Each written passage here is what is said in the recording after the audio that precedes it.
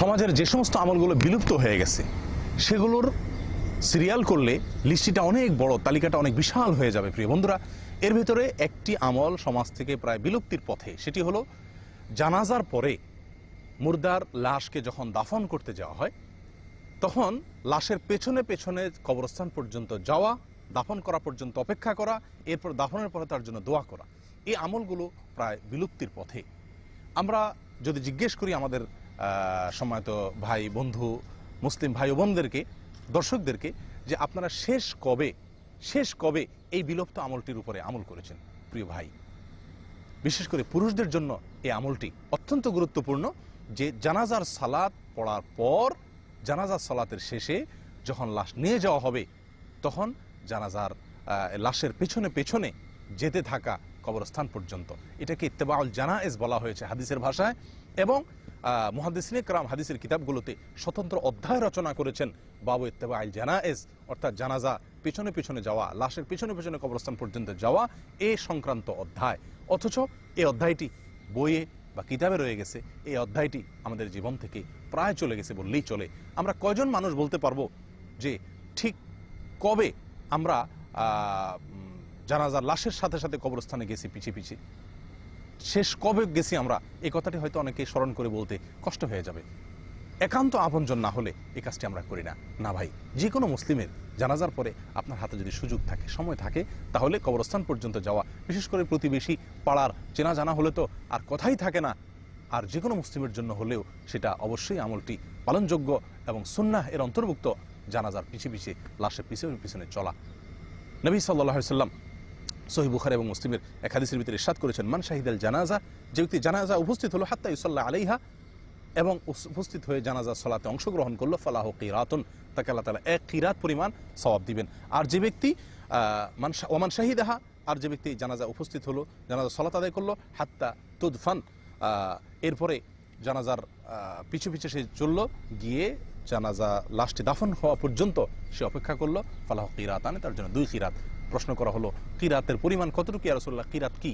তখন নবী সাল্লাল্লাহু আলাইহি ওয়াসাল্লাম বলেছিলেন, 2টি বিশাল বড় পাহাড়। 2 কিরাত বলতে 2টা বিশাল বড় পাহাড় পরিমাণ সওয়াব আল্লাহ তাআলা তাকে দান করবেন।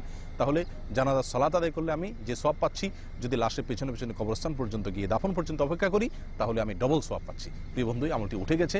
সুযোগ সময় করে, বিশেষ করে প্রতিবেশী, কাছাকাছি চেনা জানা লোক হলে এই আমলটি আমাদের সবারই করা উচিত। আমরা অনেকেই মনে করি জানাজা হাজির হলাম, উপস্থিত হলাম, বুঝি আমার মুর্দার প্রতি আমার দায় শেষ হয়ে গেছে, বা মৃত ব্যক্তির আত্মীয় স্বজনদের প্রতি আমার যে দায়, আমার যে সান্ত্বনা দেওয়ার কর্তব্য, বোধহয় সেটা শেষ হয়ে গেছে। না ভাই, এর মধ্যে শেষ নয়, বরং দাফন পর্যন্ত থাকা উচিত, কবরস্থানে যাওয়া উচিত, এবং এর মাধ্যমে অনেকগুলো উপকারিতা আছে। এক নম্বর হলো যে আমরা এর ফলে ডবল সওয়াব পাচ্ছি, 2 কিরাত সওয়াব পাচ্ছি, জানাজার ডবল সওয়াব পাচ্ছি যদি আমি কবরস্থান পর্যন্ত যাই, দাফন পর্যন্ত অপেক্ষা করি।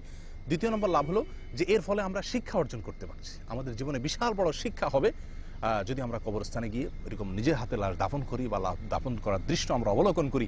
আমাদের জীবনের বাস্তবতা, আমাদের সকলের যে শেষ ঠিকানায় কবর, এবং যে কোনো মুহূর্তে আমাকে আসতে হবে, সেই কথাটি বারবার সচক্ষে দেখে, চাক্ষুষে দেখে এরকমভাবে আমরা শিক্ষা গ্রহণ করতে পারবো, যেটা আমাদের জন্য বিশাল বড় এক উপকারিতা। 3 নম্বর উপকারিতা হলো, এর ফলে মৃত ব্যক্তি আত্মীয় স্বজন যারা আছে তাদেরকে সান্ত্বনা দেওয়া হয়ে যায়। তারা বিরাট বড় সান্ত্বনা লাভ করে আমরা যদি দাফন পর্যন্ত তাদের কাছে সঙ্গে থাকি, অপেক্ষা করি।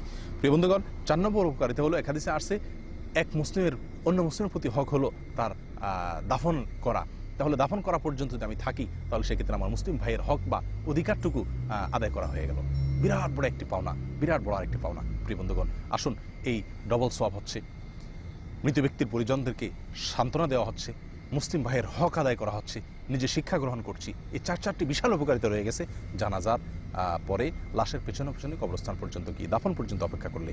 এবং দাফনের পরে একটি আমল আছে যেটি সুনান ইবনে মাজাতে আসছে, অনেকেই আমরা জানি না।